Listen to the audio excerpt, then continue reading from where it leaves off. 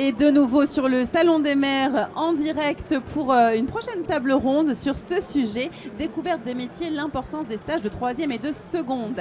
Sachant que près de 9 entreprises sur 10 ont répondu à l'enquête menée par la CGAD en septembre dernier, déclarant accueillir des stagiaires de 3e. C'est tout de même beaucoup.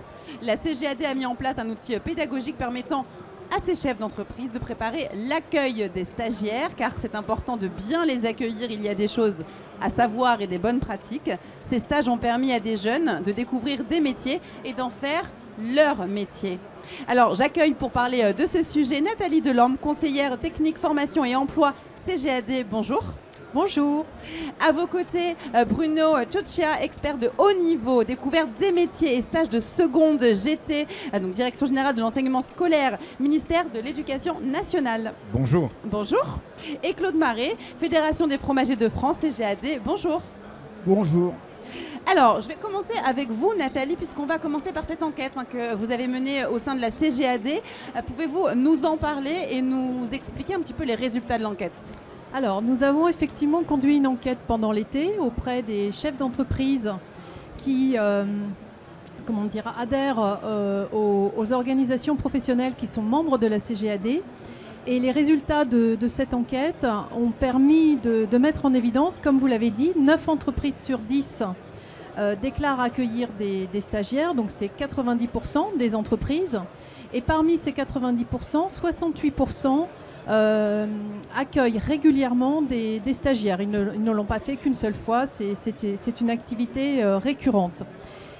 Et donc ce sont des accueils de stages de 3e. Et par rapport au stage de seconde qui est nouveau, dont M. Cioccia nous parlera peut-être plus en détail, sur ce stage de seconde qui a été mis en place en juin, 35% des entreprises déclaraient justement avoir accueilli déjà des stagiaires en classe de seconde, donc ce qui est plutôt une très bonne chose. Je ne sais pas si tous les secteurs ont ces taux d'accueil. Voilà, ça c'est la première chose. Et nous avons également d'autres travaux qui interrogent cette fois les apprentis, puisque comme vous le savez, l'apprentissage est important dans nos secteurs. Et ces apprentis nous disent depuis 2019, puisqu'on les interroge régulièrement, on les a interrogés en 2019, en 2022, et là on a encore une enquête qui est en cours dans le cadre des travaux de l'Observatoire des métiers de l'alimentation. Et la moitié des apprentis nous disent qu'ils ont confirmé leur projet d'orientation grâce au stage de 3e. Donc voilà, c'est vraiment une étape importante pour la découverte des métiers et sa promotion. Ça permet de s'approprier son métier, de le découvrir. Effectivement, vous avez raison de le souligner. C'est extrêmement important de dire que l'apprentissage dans les métiers de l'alimentation, c'est crucial. Et c'est vrai que ça fonctionne beaucoup ainsi. Bruno Cioccia, pour commencer, rappelez-nous un petit peu ce que dit la loi sur les stages de 3e et de seconde. J'aimerais qu'on pose le cadre avant de commencer parce qu'il y a un cadre légal pour les stages. Oui, il y a un cadre légal. C'est une politique publique, c'est une préoccupation nationale. D'abord au collège, les élèves de 3e, en classe de 3e, sont tenus d'effectuer un stage d'une semaine en entreprise. C'est 850 000 élèves environ chaque année depuis 2005. Alors un stage en entreprise au sens générique du terme, bien évidemment, en entreprise privée, bien évidemment, dans les collectivités territoriales et beaucoup de communes et de mairies accueillent des élèves dans les services publics de l'État et en association. Et en effet, en 2023-2024, on a décidé d'instaurer un nouveau stage obligatoire lui aussi pour les 560 000 élèves de seconde générale et technologique. Pour eux, c'est un stage de 2 semaines qui doit s'effectuer la seconde quinzaine du mois de juin. Voilà le cadrage. Parfait. Et quels sont les enjeux ? On a bien compris que c'était aussi pour découvrir un métier, pour peut-être faire le métier qu'on fera demain et qu'on fera pour toute notre carrière. C'est quoi les objectifs ? L'enjeu, c'est de s'inspirer effectivement. C'est que les jeunes découvrent des métiers. Et découvrent des métiers, découvrent leur diversité, découvrent des secteurs d'activité, découvrent l'entreprise, rentrent dans l'entreprise, apprennent à connaître son fonctionnement, ses règles et ses valeurs. De sorte que le jour où l'élève a des choix à faire, un choix d'orientation, un choix de spécialité au lycée, un choix d'insertion professionnelle, un choix de poursuite d'études, eh bien tout simplement, il peut appuyer ses choix sur une connaissance plus diversifiée, plus libre et plus éclairée des métiers et des entreprises. Merci pour ces précisions. Est-ce que c'est important de prendre des stagiaires? Alors ça, on va le voir très concrètement aussi avec vous, Claude Marais, dans les commerces alimentaires. Vous formez beaucoup par la voie de l'apprentissage. On l'a vu avec Nathalie Delorme de la CGAD. Est-ce que vous avez l'habitude, vous et vos confrères, d'accueillir des stagiaires de 3e et de seconde, pourquoi pas aussi maintenant?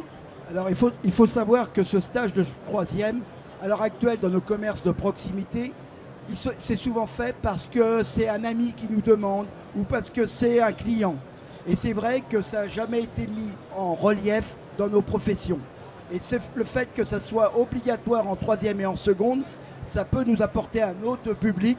Et surtout, on en a besoin dans la mesure où les gens méconnaissent nos métiers. L'attractivité de nos métiers, c'est quelque chose d'important à avoir parce qu'on est encore sur les images anciennes, etc. Alors que dans nos magasins, un coup qui rentre, ils s'aperçoivent qu'on peut donner un sens à leur activité, à la vie, à leur métier, etc. Parce qu'on ne fait pas que de mettre des boîtes en conserve, mais on est là avant tout pour le conseil, donc la discussion, parler de notre métier et puis aussi évoluer dans ce métier. Donc on voit effectivement toute l'importance de ces stages de 3e et de seconde. Est-ce que, de par votre expérience, vous voyez que ça les aide à trouver leur voie, ça les aide à choisir ce métier, ces stages? Alors, je dis que surtout, ça peut être un déclic. Et même si ce n'est pas un déclic immédiat, ça peut être un déclic pour après.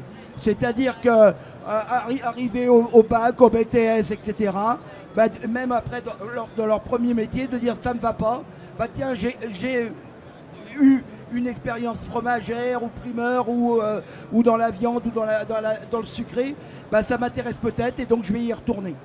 Et est-ce que vous les sentez motivés, ces jeunes, par ces métiers? Parce qu'on sait que parfois, ce sont des métiers, quand on arrive, on est jeune en seconde, en 3e, un peu compliqués au niveau du rythme. Ils n'ont pas l'habitude, ces jeunes, de travailler aussi intensément. Justement, vous restez sur les clichés sur le rythme, on est aux 35 heures, on n'est plus aux 50 heures. Ça a changé. Ça a changé. Et donc, ça permet, en faisant ce stage, de voir que nos métiers ont changé. C'est bien de le dire à l'école, parce que je pense qu'aussi les conseillers d'orientation ne le savent pas encore assez. Et justement, c'est qu'on a des métiers qui ont changé, qui sont beaucoup plus attractifs. C'est-à-dire que c'est vrai que dans le temps, l'apprenti, il faisait que les bases besognes. Maintenant, on le met au contact, on lui présente le métier. Et donc, il est vrai qu'on a changé et ces stages permettent de voir un métier qui a changé où surtout, on travaille le produit et ils vont s'apercevoir que au départ, ils n'ont pas la connaissance du produit, mais ils s'aperçoivent que ce sont, dans les métiers de l'alimentation, des produits vivants qui ont des histoires et qu'on peut faire évoluer. Donc c'est des métiers porteurs de sens aussi avec des valeurs, donc c'est vrai que ça peut aussi intéresser tous ces jeunes. Nathalie Delorme, à la CGAD, vous avez fait le constat que ce n'était pas forcément à l'aise et surtout utile quant à l'accueil des stagiaires. Vous avez donc mis en place un outil pour les aider, pour que les professionnels soient plus à l'aise pour les aider. Qu'est-ce que permet de faire cet outil? Est-ce que vous pouvez nous le présenter? Alors effectivement, nous avons fait ce constat que les stages et l'accueil des stages étaient très présents par nos entreprises, avec des professionnels convaincus et puis peut-être d'autres professionnels moins convaincus ou en tout cas qui n'ont pas passé le cap. Donc nous avons fait ce choix de créer cet outil donc, sous la forme d'un outil numérique interactif pour outiller ceux qui font déjà l'accueil et donc c'est les professionnaliser, leur donner du plus et permettre d'avoir un accueil de stagiaires qui répondent aux attentes de l'élève puisque le stage répond aussi à des objectifs et d'avoir des outils à leur disposition, un petit peu comme ça peut se faire dans des entreprises de plus grande taille avec des accueils individuels ou collectifs. Donc ça c'est le premier objectif. Et puis effectivement, pour les chefs d'entreprise qui sont moins convaincus, de leur donner quelques éléments pour montrer que c'est pas si compliqué que ça, c'est assez simple et qu'il y a des étapes incontournables. Alors dans cet outil, ce qu'on a essayé de mettre en évidence, c'est vraiment décomposer les 3 étapes, l'avant, le pendant et l'après. Et cet outil, il est numérique, 15 minutes, avec une lecture flash qui permet, à travers des petites scènes entre 2 chefs d'entreprise, de voir les principaux points clés.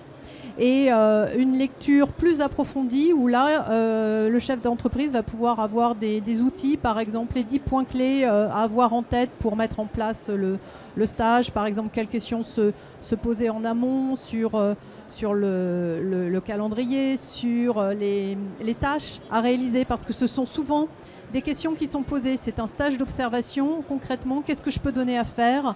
Or, nos métiers sont des métiers avec des règles de sécurité très strictes, etc. Donc on essaye de donner des exemples de semaines type, des exemples également de support, soit de la branche, donc un petit fascicule, une petite BD, des fiches métiers, enfin tout un tas de supports qui sont déjà en catalogue et qui peuvent être mis à disposition en ressources. Donc voilà ce qu'on a essayé de faire à travers ce guide.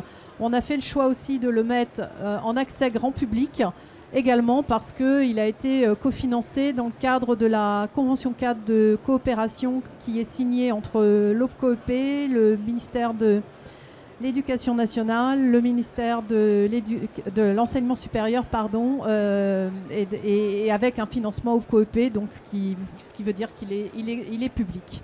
Voilà. Bien, merci Nathalie Delorme pour ces précisions sur cet outil ô combien important pour l'accompagnement.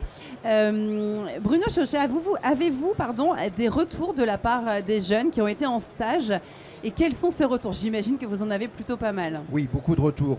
On a interrogé les élèves après le stage de seconde générale et technologique par sondage. Alors, quelques-uns pouvaient avoir des doutes ou des inquiétudes au moment de l'annonce de l'instauration de ce stage obligatoire. Vous savez, le seconde générale et technologique, c'est un peu tard, c'est long, etc. Qu'est-ce qu'on va faire aux élèves ? Et effectivement, les entreprises ont besoin de ressources et d'accompagnement. Et merci à la CGAD pour ce qu'elle fait de ce point de vue-là. Et puis aussi, de notre côté, les parents et les élèves eux-mêmes. Les retours, j'allais dire, sont sans appel. 83% des élèves interrogés se déclarent satisfaits de leur stage. 80% ont trouvé le stage intéressant. 93% disent qu'ils ont été bien accueillis. Merci à vous, chef d'entreprise. 67% ont découvert de nouveaux métiers, etc., etc. Le résultat est sans appel. Les élèves plébiscitent les stages en entreprise, particulièrement ce nouveau stage. Et si on regarde alors sur toutes les immersions, alors collège aussi, et également les stages pour les élèves de lycée professionnel, ces taux de succès, de satisfaction, il faut appeler les choses comme on les constate, sont encore bien plus élevés. Voilà, autant certains élèves avec des inquiétudes, voire des doutes, c'est vrai que certains sont arrivés en entreprise, c'est pas ce que j'aurais souhaité, c'est pas ce que c'est parce que c'est pas le secteur de mon rêve ou que sais-je. Et de toute manière, au bout des 2 semaines par exemple, ils repartent, on les interroge, ils sont convaincus. Ils sont tout simplement convaincus. C'est une belle expérience. C'est une très belle expérience et une expérience utile. Oui. Ils découvrent l'entreprise, encore une fois, ses règles, son fonctionnement, ses valeurs, et ils apprennent de nouveaux métiers. Parce que vous savez, la situation, on peut y revenir 2 secondes, le constat à partir des enjeux et qu'on partage, c'est que les jeunes aujourd'hui à 14 ans, 14 ans en France, ça correspond à la fin du collège. Eh bien, les jeunes aujourd'hui à 14 ans, ils connaissent une petite dizaine de métiers. En France, mais comme dans tous les pays de l'OCDE, c'est général, c'est pas spécifique à la France, une petite dizaine de métiers. Le problème, c'est qu'ensuite, quand il s'agit effectivement de faire des choix, on ne peut pas avoir envie d'un métier si on ne le connaît pas. Et en amont, on ne peut pas avoir l'idée des formations qui mènent. Donc tout simplement, il s'agit de leur ouvrir en fait des perspectives à nos jeunes. Mais est-ce qu'il ne faudrait pas changer justement un peu l'école en ce sens, avec peut-être des filières ou des conseillers qui proposent autre chose que des métiers, j'ai envie de dire classiques, mais d'aller vers l'artisanat, etc. C'est peut-être pas encore assez bien présenté, non ? Sans doute, il faut nous aussi de notre côté qu'on accompagne encore mieux nos élèves, par exemple pour les préparer en amont au stage, avant d'arriver effectivement dans l'entreprise, et qu'effectivement l'information sur les métiers, effectivement, soit encore plus large. Mais on s'appuie évidemment sur vous, sur les professionnels qui viennent présenter et faire découvrir leur métier en tant qu'ambassadeur métier, typiquement dans nos établissements scolaires. Et vous avez raison, il y a un enjeu de diversité de ce point de vue-là, y compris au sein évidemment de l'école. Et on a aussi besoin des entreprises pour qu'elles accueillent aussi nos professeurs en immersion pour venir eux-mêmes, qu'ils puissent découvrir le monde de l'entreprise si ce n'est pas déjà le cas. Et peut-être j'aimerais finir aussi sur un outil que vous avez mis en place pour trouver un stage quand c'est, je mets entre guillemets, compliqué. Parce que là, il peut y avoir une inquiétude de j'ai un stage stage de 2 semaines. Comment je fais pour le trouver ? Oui, ça a été dit tout à l'heure, les stages sont trouvés majoritairement par des réseaux familiaux et relationnels. Bon, pour un certain nombre de jeunes, ça ne pose pas de problème. Les parents ont les réseaux qui vont bien, j'allais dire. Pour un certain nombre d'autres jeunes, ça n'est pas tout à fait le cas, d'une part. D'autre part, vous l'avez signalé, pour les entreprises, c'est un investissement, mais c'est aussi un engagement. Et ça prend du temps, effectivement, ça prend du temps. Ils acceptent de donner du temps, mais ça prend du temps. Et ce qu'on a souhaité du côté éducation nationale, c'est de proposer un outil qui n'est pas obligatoire, mais qui permet aux entreprises, en quelques minutes, quelques clics, de déposer une offre de stage, de recevoir des candidatures et de les traiter. C'est notre manière d'accompagner l'engagement de l'entreprise et surtout de leur donner de la visibilité. Parce que sur l'outil qui a mis à disposition sur le portail Un jeune, une solution, cet outil, il est à disposition de toutes les entreprises, quel que soit le secteur, quelle que soit leur taille, quel que soit leur métier, grande, petite, moyenne, de l'alimentation, des entreprises de proximité et autres, toutes sont visibles sur ce portail. C'est un outil qui soutient aussi l'égalité des chances, parce que n'oublions pas, effectivement, on l'a évoqué, que sur la découverte des métiers, il y a de forts enjeux d'égalité des chances pour que tous les jeunes ultramarins, les jeunes qui habitent dans les ruralités, les jeunes en quartier prioritaire de la ville, aient accès aussi à des stages diversifiés et de qualité. Cet outil-là permet de brasser et d'exposer et de faire se rencontrer offres, entreprises et demandes, besoins des élèves. Merci pour ces précisions. Oui, pour conclure ? Moi, je crois surtout à une chose, c'est que comme on l'a dit, il ne faut plus que ça soit du relationnel pour trouver le stage. Et comme on l'a dit aussi, les gens ils connaissent 10 entreprises, 10 secteurs d'activité. Donc il faut développer et les gens d'eux-mêmes, ils ne viennent pas vers nos secteurs traditionnels. Ils vont aller directement vers la grande distribution, vers les sociétés informatiques, etc., les tendances. Et donc, il faut qu'il y ait avec l'éducation nationale une passerelle pour dire attention, il n'y a pas que ça.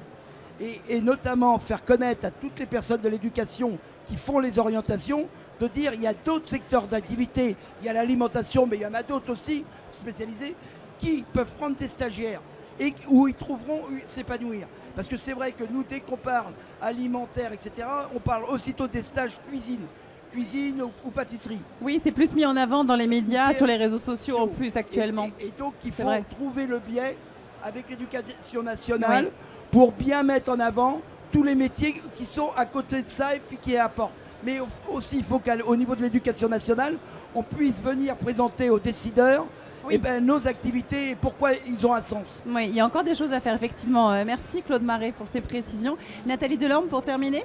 Bien, pour terminer, le stage est effectivement un outil et une vitrine pour nos entreprises de proximité, pour montrer ce qu'elles sont, parce que nos métiers et nos entreprises sont des entreprises qu'on pratique les uns les autres au quotidien en tant que consommateurs, mais on ne voit pas forcément ce qu'il y a derrière, et donc c'est très intéressant aussi de montrer cet aspect. Et la deuxième chose que je voudrais indiquer par rapport à l'outil, je n'ai pas précisé, pour ceux et celles qui sont intéressés, il passe dans la vidéo, il y a la bande-annonce, et bien sûr il est en ligne sur le site de la CGAD. Voilà. Eh bien parfait, merci beaucoup. Merci à tous les trois pour cette table ronde très enrichissante sur ce sujet. Merci de nous avoir suivis. On vous donne rendez-vous tout de suite après, dans quelques instants, pour encore une autre table ronde en direct du Salon des maires. Alors restez connectés avec nous. Merci.